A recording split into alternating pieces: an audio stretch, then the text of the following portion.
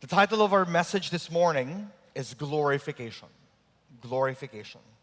Let's have a little recap kung saan po tayo dinala ng Panginoon for the last few Sundays. Nakita po natin, ito po yung series on the God who saves, which means we're tracing the order of salvation. Now, hindi natin makikita yung mismong phrase na order of salvation. Ito ay binigyan tayong tulong ng mga faithful theologians kung paano po ito bigyan ng sense in means of tracing yung redemptive work ng Diyos in saving His people through Christ. Ano po? Through the power of the Holy Spirit. From the Old Testament to the New Testament.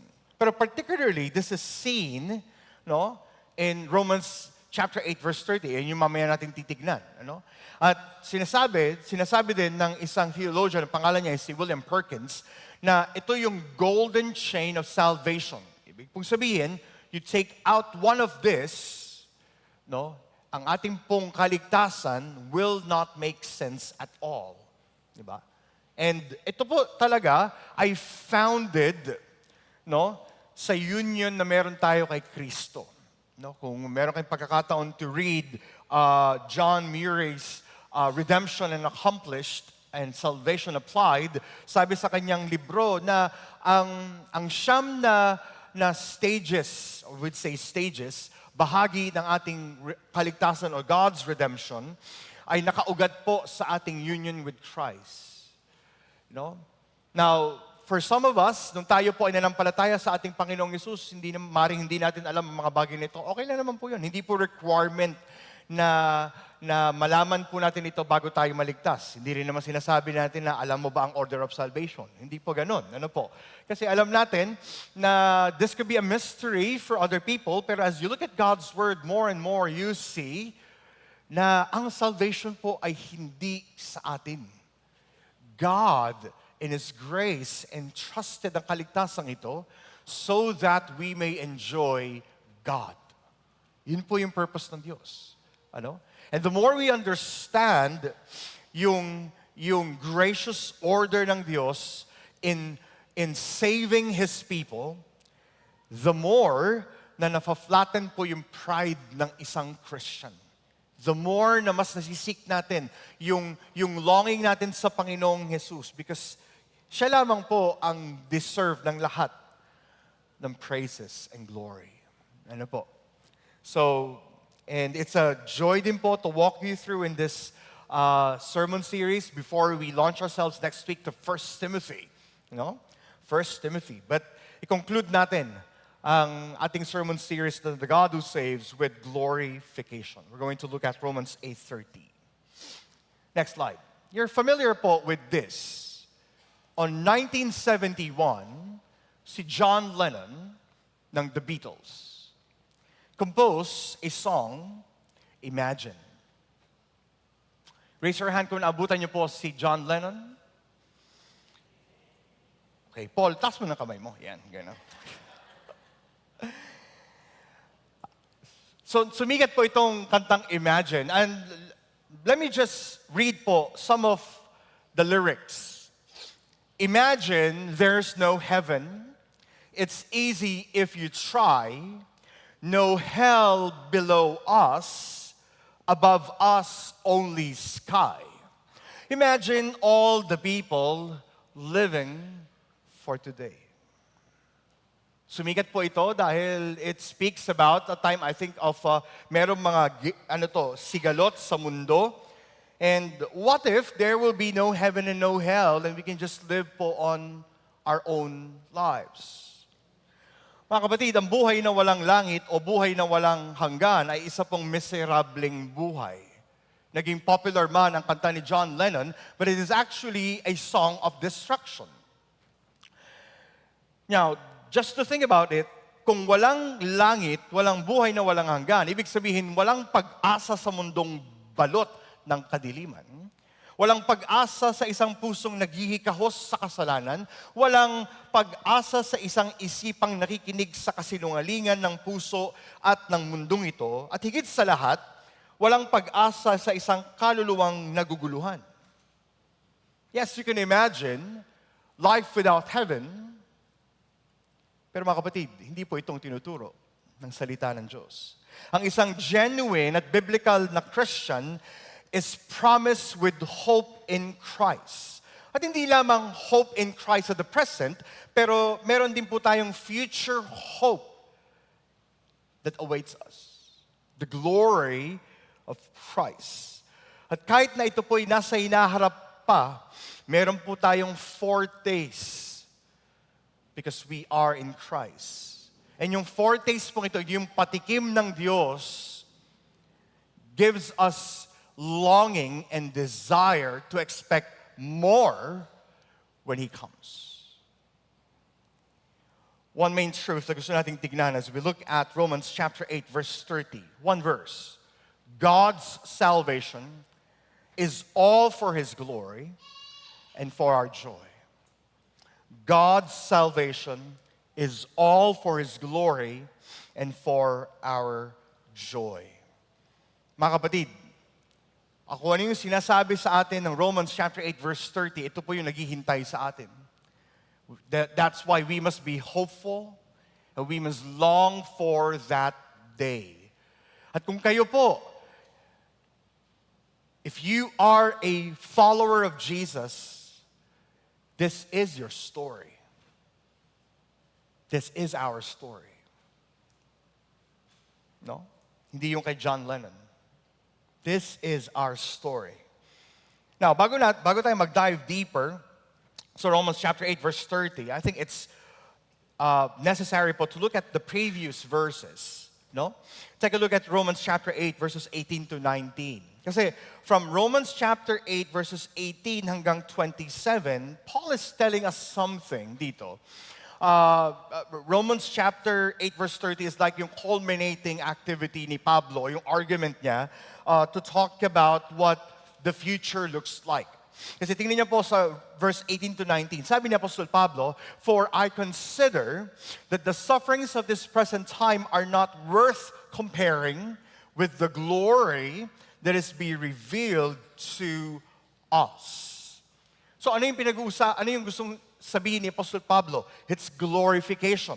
It's the glory that is going to be revealed to us. Ibig sabihin, what we're experiencing right now is just a foretaste. Hindi pa ito yung full-blown glory ng Diyos. This is not yet the full redemption. No? Now, huwag nating isipin na hindi 100% yung ating kaligtasan kay Kristo. We are 100% saved in Christ. But we need to understand na yung ating pong salvation at the present is just part of a bigger story of God sa Kanya pong redemption. So, ibig sabihin, yung redemptive story ng Diyos, okay, we're going to see this when we see Him. Glorification. Naunawaan po ba yun? Okay? So, when I say, right now, in the context of God's big story, meron tayong tinatawag na partial redemption. Yung full redemption, this is what Paul is saying. The glory that is to be revealed to us. At tingnan niyo po yung sabi ni Apostol Pablo, "For the creation waits with eager longing for the revealing of the sons of God." Yung word pong wait, ang ibig pong sabihin nun is like you're tiptoeing, yung para kang nakatingkad. At yung isang taong tumitingkad, anong expression ng kanyang puso? He can't wait. Diba? Yung parang kapag nagluluto ang ating, for example, pag nagluluto ng isang masarap na pagkain sa bahay at hindi ka mapakali, sinasangkot siya pa lang, pero ikaw, nakatingkad ka na. Pupunta ka na agad sa kusina, "Ma, na anong niluluto mo?" Tama ba yung kapampangan ko? Baka mali na naman. Okay? Ha? Ano ba yung niluluto mo, Ma? Diba? Diba? So yun yung mga moments na tumitingkad ka, talagang excited kang makita. Now, yung expression ni Paul is like that. Makailang beses binanggit ni Pablo yung word na wait. The creation is waiting. Ang sabi ni Pablo is groaning. They're waiting for the fulfillment of God's redemption. Hindi lang yun, Romans 8:20 to 22, the creation groans. Romans 8:23 to 25, the believers groan. We are waiting. That's why there are times po, hindi nagme-make sense yung buhay natin sa mundong ito, and that's okay. Wag po tayo, kailangan magkaroon ng sense sa buhay natin na hindi ako comfortable mabuhay sa mundong ito. Exactly. Why? Because you're not made for this world. That's why our lives po grown for the coming of this glory to be revealed. Tapos sa Romans 8:26-27, hindi lamang yung creation, hindi lamang yung believers ang nag-groan, but even the Holy Spirit. The Holy Spirit groans for the fulfillment of God's redemption. And see how Paul comforts us. So Romans 8:28-29, yes, there's partial redemption. Merong groaning. We're waiting. But be assured that you're saved. Be assured that your salvation is true. And now, Paul brings us to Romans 8:30. Basahin natin ulit. Romans chapter 8, verse 30. And those whom he predestined, he also called. And those whom he called, he also justified. And those whom he justified, he also glorified. God's salvation is all for his glory and for our joy. Tatlong bahagi as we look at this truth. First, we are saved in the past. Verse 30a. We are being saved at the present. 30b. We will be saved in the future. 30c. We are saved in the past. We are being saved in the future. At the present, we will be saved in the future. And that all means to say, mga kapatid, that God's salvation, I would just say God's salvation kasi it's God's. It's not ours. It's God's salvation. It is for his glory and for our joy. So take a look at verse 30a. We are saved in the past. At dadaanan natin yung order of salvation as we work together in verse 30. Ano pong sabi ulit ni Apostol Pablo? And those whom he predestined, he also called. The word predestined, mga kapatid, is also similar to the word election. Before creation, bago pa man ang Genesis 1:1. Because of God's sovereign good pleasure, he chooses some people to be saved. No? God in his good pleasure.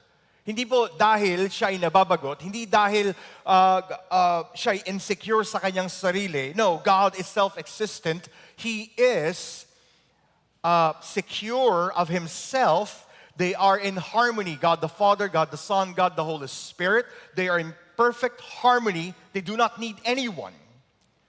No? But God desires to display his glory. He has chosen some people to be saved. Now, this is contrary sa pinaniniwalaan ng ilan po na lahat ay maliligtas. Yung tinatawag na universalism, that hindi po yung tinuturo ng Biblia. But if we believed in the doctrine of sovereign election, ibig sabihin, the plan of God's redemption starts in his love. Kasi di po ba sabi sa Ephesians chapter 1 verse 4, in love, he predestined us. Ibig sabihin, bago pa man likhain ng Diyos ang mundo, noong sila pa lamang ay, tatlong persona, no? Meron na po silang pinili na maligtas. And ang basis po ng kanilang pagliligtas is hindi po sa mga mabubuting gawa ng mga taong kanilang pinili, pero sa kagandahang loob lamang ng Diyos sa pamamagitan ni Kristo. At bakit hindi po nakabase sa atin ang pagpili ng Diyos? Dahil alam niyang wala po ni isa sa atin na makakalapit sa Kanya. Walang mabuting gawa o pagiging religious ang makakapagligtas sa atin. Meron po tayong natural will to do the ordinary things o yung normal routine sa bahay, for example, o sa trabaho o sa school. Pero wala po tayong spiritual will to choose the Lord or come to Him. Unless the Holy Spirit awakens our dead heart. Hindi po tayo lalapit sa Diyos. So, election, the doctrine of election po is God's love to His people for His glory. And after election, meron tayong tinatawag na effectual calling. Kung saan God summons people, tinatawag niya ang kanyang mga pinili to Himself through the human proclamation of the gospel at sila po'y mag-respond in saving faith. At yung faith na kanila pong matatanggap ay hindi po earned. It's only by grace. It's given to the elect. At kahit may mga pagkakataon, yung tinatawag na, yung mga pagkakataon na we could resist yung moments where we hear the gospel pero parang hindi pa tayo ready tumanggap sa Diyos. May mga ganun pong pagkakataon, pero for sure there will come a time na if it is God's time, katulad ni Zacchaeus, hurry, come down, susunod tayo sa Diyos. Susunod tayo sa Kanya.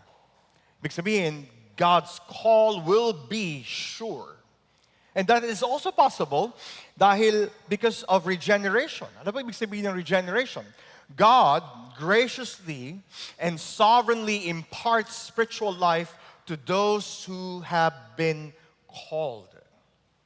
Lahat po ng tinawag ng Diyos, who's been elected by God, will be regenerated. No? Pinag-usapan po natin yan sa John chapter 3. Nakita natin yung desire ni Jesus for Nicodemus to be born again. No? Tingnan niyo yung sabi ni Jesus, hindi para maging Baptist, hindi para maging religious, hindi para maging to be part of a denomination. Ang kailangan po ng isang person is to be born again. Ang tawag po doon ay regeneration. It is the work of the Spirit. Ang isa pong batong puso ay bibigyan niya ng pusong laman. So that the heart of flesh can beat for God at ito pong pusong ito can respond to God. Kaya pag narinig niya ang ebanghelyo, in the right time, siya po'y susunod kay Kristo. At ito yung mga moments na hindi mo maipaliwanag kasi yung next part ng order of salvation is conversion. Where ang isa pong person will willingly respond to the gospel call, repenting of sin and placing faith in Christ for salvation. Katulad na nangyari sa Acts chapter 9 sa mismong buhay ni Apostol Pablo. No? Nakita natin how determined Paul was. Pumunta sa Damascus, kumuha ng warrant of arrest para hulihin at i-torture ang mga Christians during that time na ang tawag sa kanila ay the Way. Pero as he was going there, ang sabi ni Luke, breathing threats. Sabihin talagang determined to go against God. Pero dito niya nakita at narinig ang mismong tinig ng Panginoong Yesus. At ang sabi niya, Saul, Saul, why are you persecuting me? Sabi ni Paul or ni Saul during that time, who are you, Lord? At yun yung conversion that reminded him of his great need for Jesus. At ano po nangyari? Doon mismo, sa conversion, clear na merong repentance of faith. Repentance of sin, should I say. Repentance of sin and faith in Christ. 3 araw siyang bulag. 3 araw na hindi kumain. 3 araw na pinatender ng Diyos ang kanyang puso. At after nun, anong nangyari? Sumunod siya sa Panginoong Yesus. Merong changes. Ang changes na hinahanap ng Diyos ay mula sa puso change the attitude and behavior. Hindi perfect, pero may ongoing change. Kaya nga si Apostol Pablo, after ng Damascus niyang encounter, 3 years siyang pumunta, saan? Sa Saudi Arabia. At bakit niya ginawa yon? Others would say, sabi ng ilang mga Bible scholars, 3 taon din kasi nakasama ng mga apostles like ni Peter and John, si Jesus. So he'd like to encounter si Jesus sa Saudi Arabia away from the apostles. Ibig sabihin, it's a one-on-one discipleship with Jesus. Ibig sabihin, tinrain ng Diyos ang kanyang puso for the last 3 years to be prepared sa ministry sa mga Gentiles. So there's fruit. May true change. The problem right now is maraming persons sa loob ng iglesia, naniniwala sila na sila ay saved because they are part of a ministry. Lumaki sila sa church, their parents are Christians, pero wala naman talagang change within. That's not conversion. Ang tawag po doon ay false conversion. Pero clear, if we're going to track yung order of salvation, you see yung thread ng grace ng Diyos. Election, call, regeneration, conversion. Mga kapatid, if this happened po sa inyo, this is our story. This is our story. God's salvation is all for His glory and our joy. And okay lang kung hindi po ninyo na alam ang inyong yung spiritual birthday ninyo. Okay lang yun. Minsan kasi, di ba, kung hindi mo alam ang spiritual birthday mo, hindi ka Christian. Eh, hindi po nakabase doon yung salvation natin. No? Ako, alam ko po, May 2000, Friday yon, di ko alam kung anong date, basta last day ng VBS. The Lord struck my heart. And for others, hindi po nila ma-figure out. Alam nila, taon lang. Alam nila, meron lang isang preaching silang narinig. Alam nila, yun yung pagtawag ng Diyos sa kanila. And that's okay. That's okay po. Sa membership interview, di naman namin sinasabi, di naman po nilinote ni Paul, kailan ang spiritual birthday mo? Wala pong ganun. We simply ask, ano yung conversion story mo? At kapag hindi klaro kapag hindi klaro yung gospel, hindi rin klaro ang conversion story. Kasi ibig sabihin, they are not truly converted. But for those who understands the gospel, understands also yung gawa ng Diyos sa kanilang buhay. So mga kapatid, this study about the order of salvation is so important. It's so important.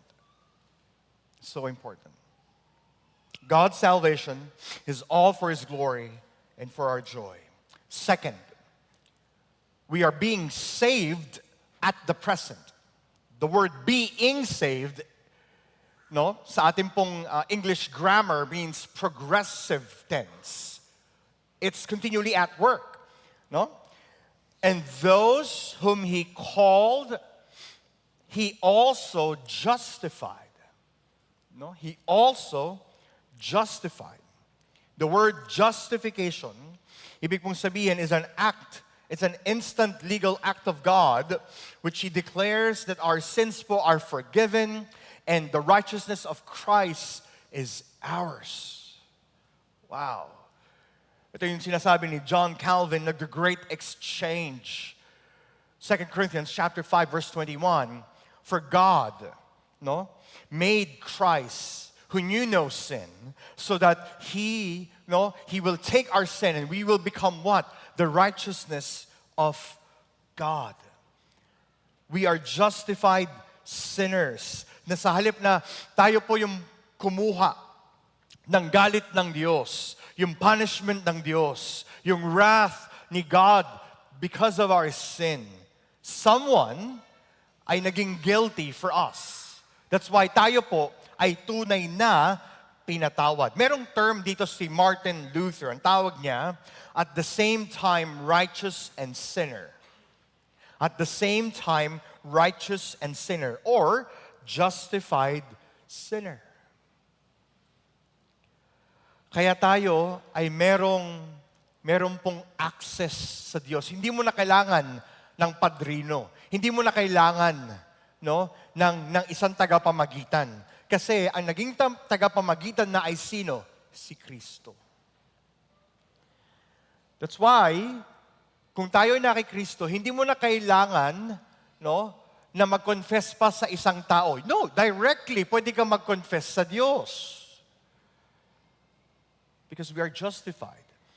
Hindi na nakikita ng Diyos yung ating kasalanan. Ang nakikita ng Diyos Ama ay yung kalinisan, yung purity, yung righteousness ni Kristo.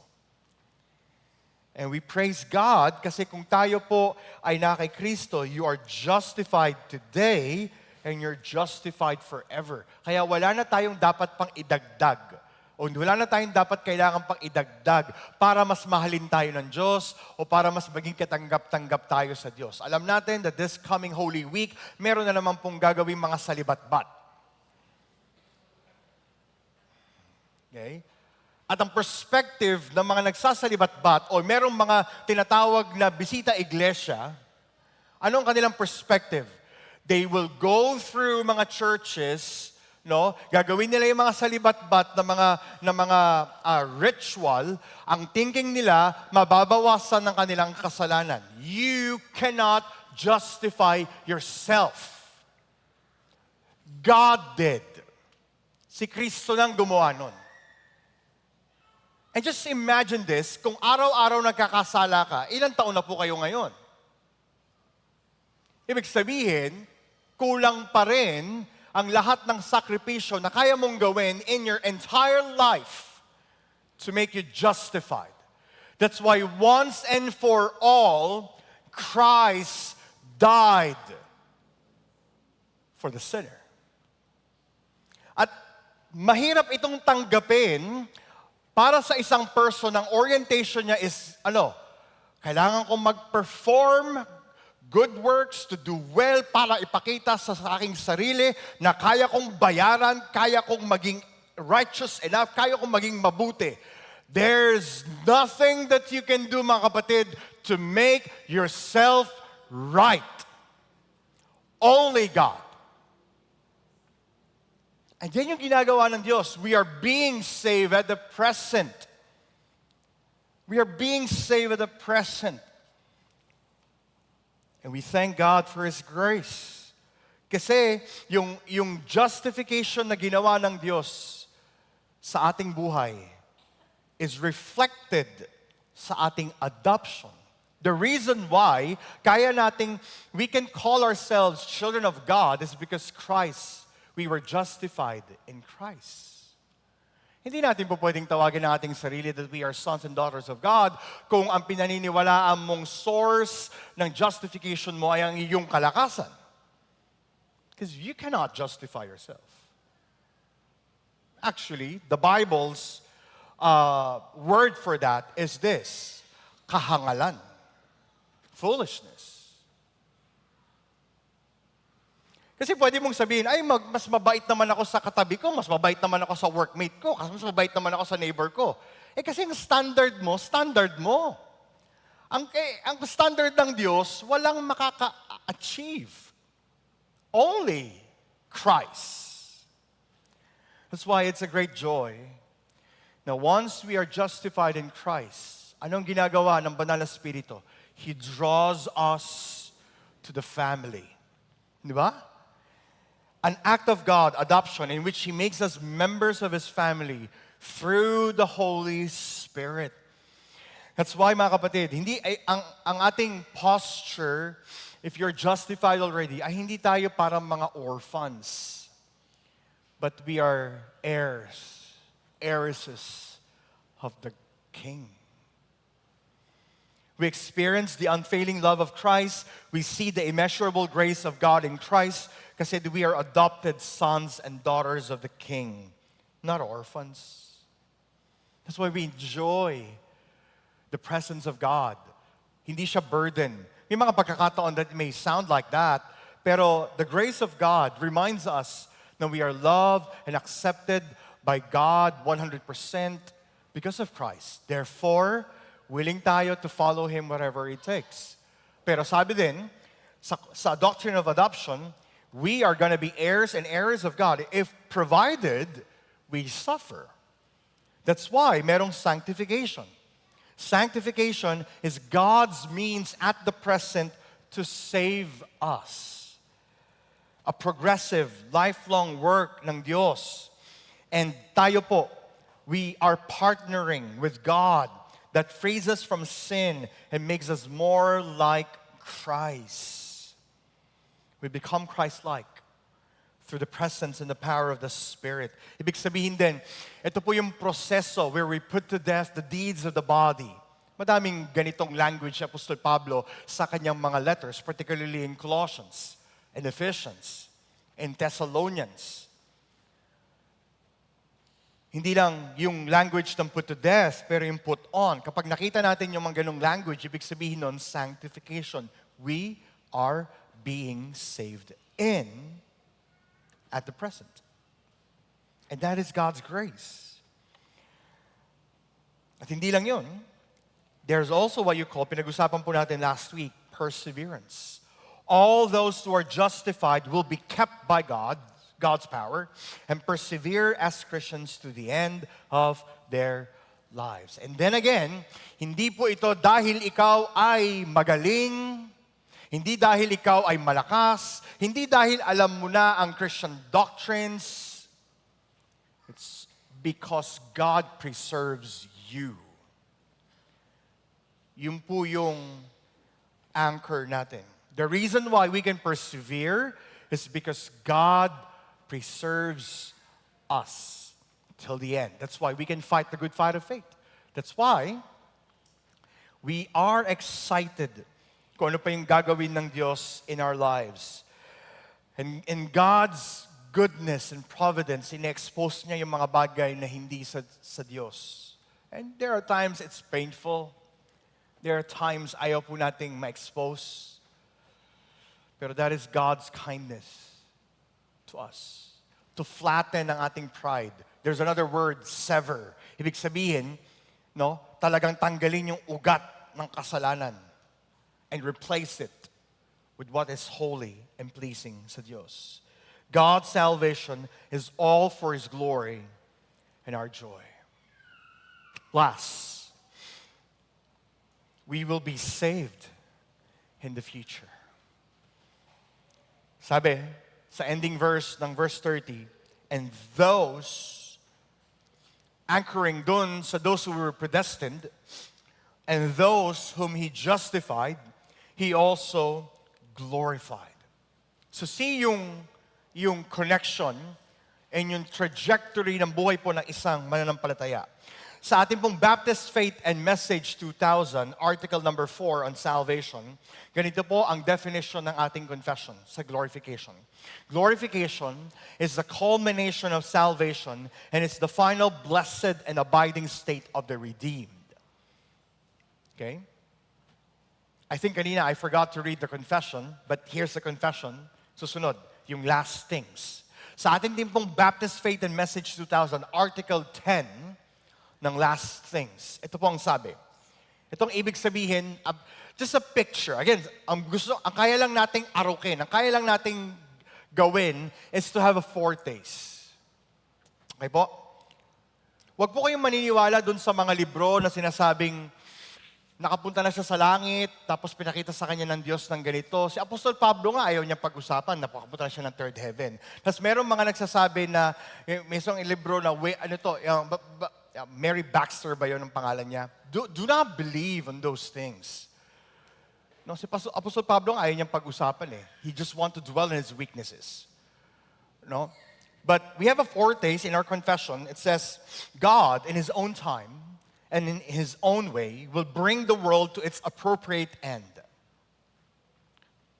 Full redemption. According to His promise, Jesus Christ will return personally and visibly in glory to the earth. The dead will be raised, and Christ will judge all men in righteousness. The unrighteous will be consigned to hell, the place of everlasting punishment.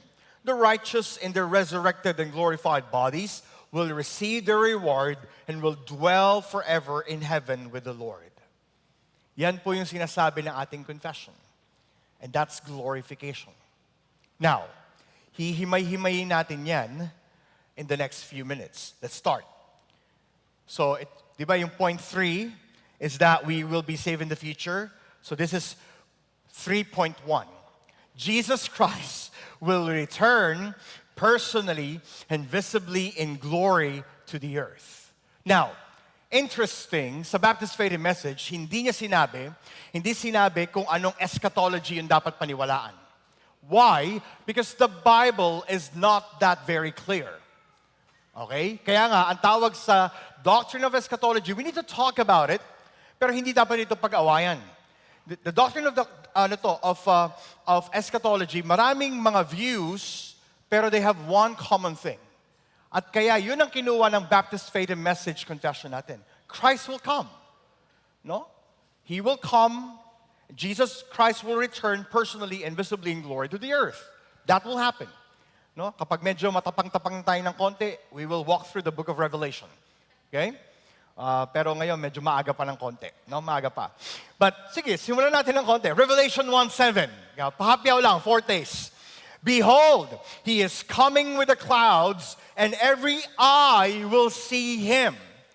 Even those who pierce Him, and all tribes of the earth will wail on account of Him. Even so, Amen.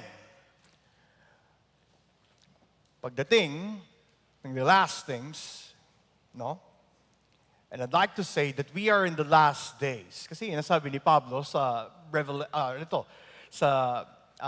Timothy chapter 3. We're in the last days. We're gonna see, pero there's a time when He comes, every eye will see Him. At yun yung sinasabi ng statement natin. He will return personally and visibly in glory to the earth. Face to face. Now, hindi natin alam kung mahaba yung buhok niya, kung balbasarado siya. Kasi ba minsan mayroong mga ganong images? Huwag tayo ma-fixate sa ganon kasi baka pag dumating siya, ay hindi naman siya yan. Dapat kasi siya, long hair, dapat yung balbasarado. O, dapat ang dapat may tungkod siya. Yun po yung mga imagery lamang na maaaring nakasanayan natin. Pero, di ba? And again, binabase lamang nila yon kasi yun yung feature ng isang Middle Eastern guy. No? Pero, wag tayo ma-fixate. No? Kasi baka mamaya dumating na si Kristo, ikaw hindi mo pa alam. Kasi hindi naman yan, tingnan mo, iba Di ba? Tapos nasanay pa tayo yung may mukha niya, tapos may heart dito, gumaganong-ganon. Okay? Sabi dito, visibly, ibig sabihin, yung kung paano siya nag-ascend to heaven and reigning right now, ay ganun pa din. The same pierce dito sa kanyang hands is the same body na makikita natin. The question is, are you ready for that? Are we excited for that? Ano po? Hindi pa yon. 3.2, the dead will be raised. 1 Thessalonians chapter 4, verse 16 to 18. For the Lord Himself will descend from heaven with a cry of command, with the voice of an archangel, and with the sound of the trumpet of God. And the dead in Christ will rise first. Then we who are alive, who are left, will be caught up together with them in the clouds to meet the Lord in the air. Wow. See that. Di ba? See what will happen in the future. Now, meron akong narinig na isang pastor. Actually, darating yung time, kapag ganito na daw yung sitwasyon, no? Lahat daw, ano sabi dito? Are caught up together in the clouds. No, tapos nag-aantay yung mga believers, Jesus, bakit po nandito pa rin tayo? Sabi ni Jesus daw, we're waiting for the Filipinos. Joke lang po yun, ha? Okay lang. Kasi ang mga Pinoy daw late. No? Okay. Sino yung late dumating kanina? Okay. Kasi pag dumating daw si Kristo, bakit? Joke po yun. Pero walang Filipino time sa pagdating ni Kristo kasi when He comes, no? When He comes, we will follow Him. No? And those who are in Christ, kung paano tayo tinawag from our salvation, He will also save us. We will be caught up. in the air together with Him. Kaya sabi ni Apostle Pablo, therefore, encourage one another with these words. See, yung doctrine of glorification is an encouragement. It's an encouragement. 3.3, Christ will judge all men in righteousness. 2 Timothy chapter 4, verse 1, sabi ni Pablo, I charge you in the presence of God and of Christ Jesus, who is to judge the living and the dead, and by His appearing in His kingdom. 1 Peter chapter 4, verse 5, ngunit mananagot sila sa Diyos sa ginagawa nila dahil hahatulan ng Diyos ang lahat ng tao, buhay man o patay. 2 Timothy chapter 4, verse 8, henceforth there is laid up for me the crown of righteousness, which the Lord, the righteous judge, will award to me on that day. And not only to me, but also to all who loved His appearing. Christ will judge all men in righteousness. But here's the thing. Ang lahat po ng na kay Kristo will not be punished. Only those who did not receive Him will receive His judgment. Kaya yung 3.4, the unrighteous will be consigned to hell, the place of everlasting punishment. And God is still just, mga kapatid. God is still loving. God is still righteous. God is still holy. Kasi hindi natin pwedeng sisihin ng Diyos kung bakit merong mapupunta sa impyerno. It's because of the sin of mankind. It's not His fault. Revelation 21 verse 8, but as for the cowardly, the faithless, the detestable, as for murderers, the sexual immoral, sorcerers, idolaters, and all liars, their portion will be in the lake that burns with fire and sulfur, which is the second death. So see, God in His righteousness will judge. The unrighteous will be in the place of everlasting. But also, 3.5, the righteous in their resurrected and glorified bodies will receive their reward and will dwell forever in heaven with the Lord. Wow. See the joy that awaits us.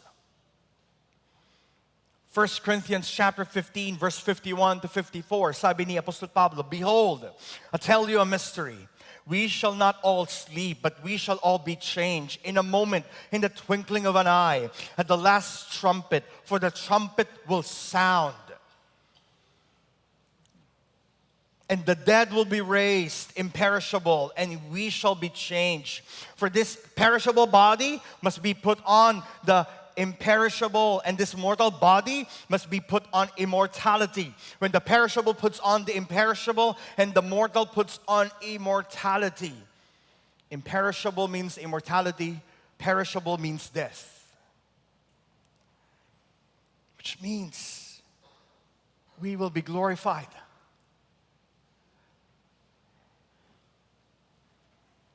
Yung ating pong mga mahal sa buhay, if they have received Christ genuinely, at kung sila man ay namatay before us, we are going to see them. That's why, kapag meron pong funeral ng isang Christian, yes, we grieve, pero we grieve with hope. We grieve with hope, because on this day, on that day, the glorified, the perishable body, itong katawan na prone to wander, prone to sin, prone to be used for unrighteousness, will be glorified. Oh. And what will happen? Revelation 21, verses 1 to 7, as we end. Revelation 21, verses 1 to 7. See yung foretaste na gustong bigay sa atin ni John. Then I saw a new heaven and a new earth. Mga kapatid, this is our final destination. Maraming ilang Christians, they would say na kapag namatay na yung isang mananampalataya, nakapunta na siya sa kanyang final destination. Hindi pa. They are in heaven, but that is not the final destination. Because glorification ay hindi pa nangyayari. This is the final destination. Then I saw a new heaven and a new earth. For the first heaven and the first earth had passed away, and the sea was no more. And I saw the holy city, New Jerusalem. Hindi yung Israel ngayon. And New Jerusalem, coming down out of heaven from God. See what will happen. Prepared as a bride adorned for her husband. And I heard a loud voice from the throne saying, Behold, the dwelling place of God is with man. He will dwell with them, and they will be His people, and God Himself will be with them as their God. Mga kapatid, this is our final destination. And they will be His people, and God Himself will be with them as their God. He will wipe away every tear from their eyes. Ano itong tears na to? Ito yung sinasabi sa Romans 8, groaning. Kasi may mga pagkakataon, I hope you're also experiencing this, may mga pagkakataon when we sin, we don't want to sin anymore. May mga pagkakataon na forget natin to think about God. We don't want na mangyari po ulit yun. Darating yung time that we will not have those things anymore. The death shall be no more. Neither shall there be mourning, nor crying, nor pain anymore. For the former things have passed away. This is our final destination.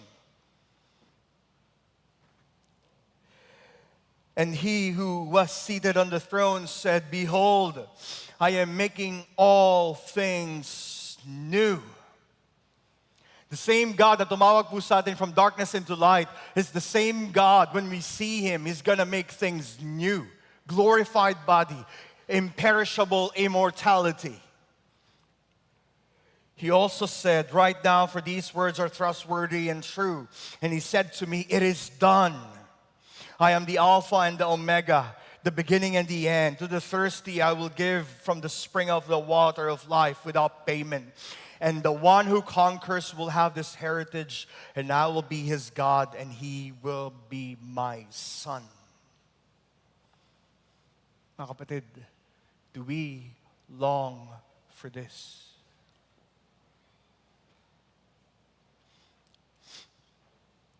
One of the things I'm praying as we study the First Peter sa ating growth groups is that the Word of God will prepare our hearts not to settle sa mundong ito.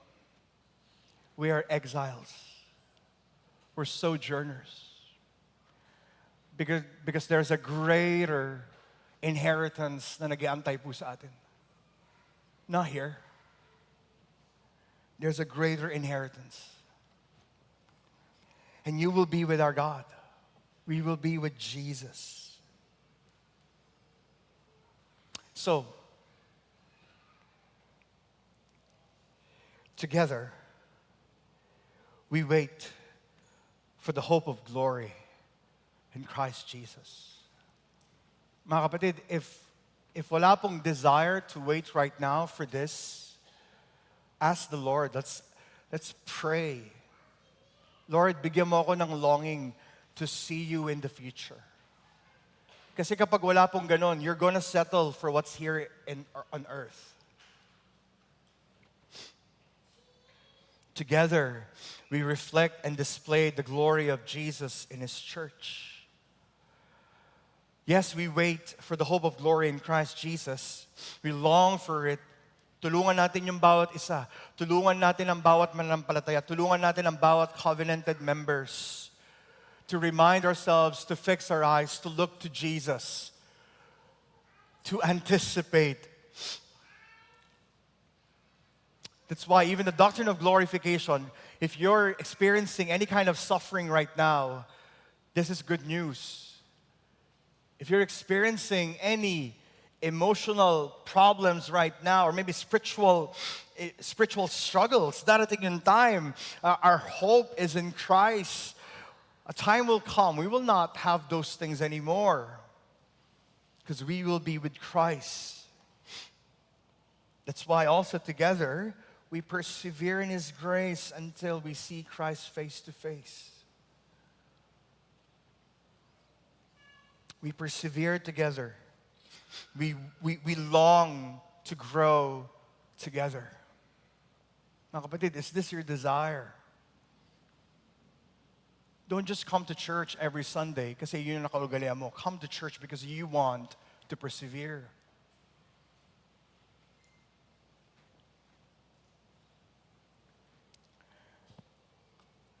Kanina we started with a song, Imagine. There's also a song that reminds us about the foretastes of heaven. Sabi ng Christian artist City Alight, On That Day, yung title po ng song. It's preparing our hearts to sing for the coming of Christ. And today, we can sing that. Sabi po ng lyrics, I believe in Christ, risen from the dead. He now reigns victorious. His kingdom knows no end. Through His resurrection,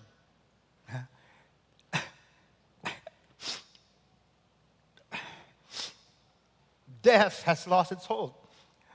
I know in this final day, I'll rise as Jesus rose. On that day, we will see you shining brighter than the sun. This is better than what we just imagined kanina. On that day, we will know you as we lift our voice as one. Till that day, we will praise you for your never-ending grace. And we will keep on singing on the glorious day.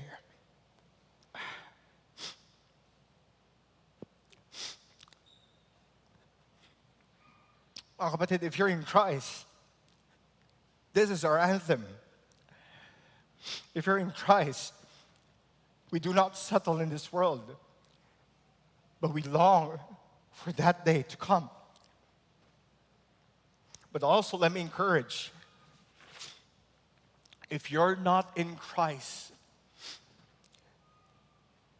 that day will be terror for you. If you're not in Christ, you'll fear that moment.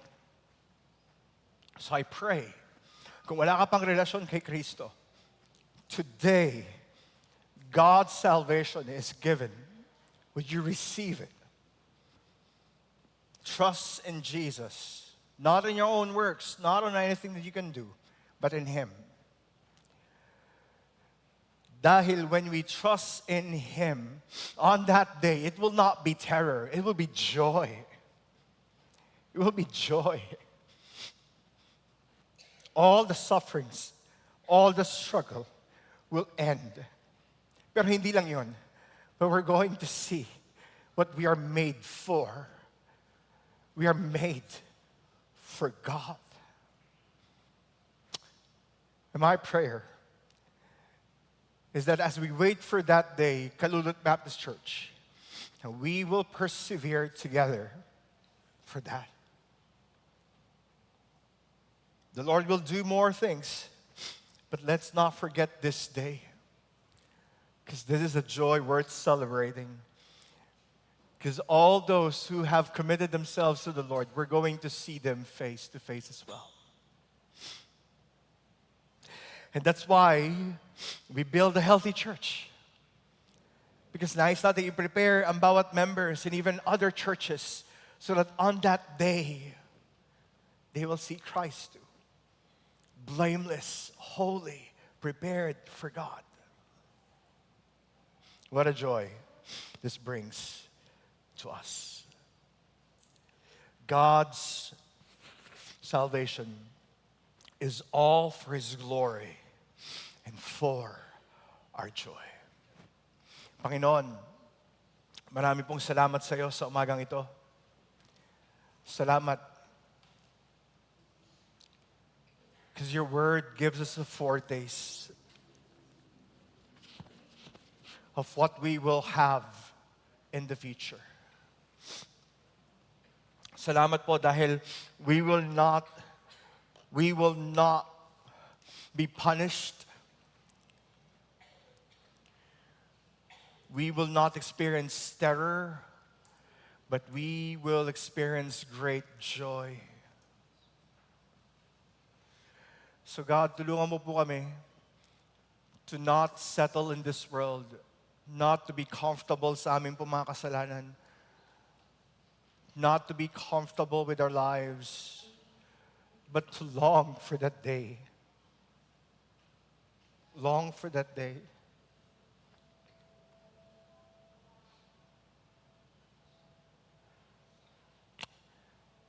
So help us, Lord, even as you help our church to build a biblical and healthy church. The end goal is to see you. The end goal is to present ourselves holy and blameless before a gracious, loving God. Teach us to wait and to long today. Help us din, Lord, kung meron man kami mga kapatiran na nanghihina, or maybe they will be out of focus, Lord, remind us to be an instrument of grace, to hold them in the hand, so that we can look together. Wait on that day. And we pray for the salvation of those who are yet to believe in you. Lord, awaken the dead. Awaken them in your grace. Salamat po. On that day, we're going to sing forever. On that day, we're going to see you face to face. What a joy it brings. In Christ I pray. Amen.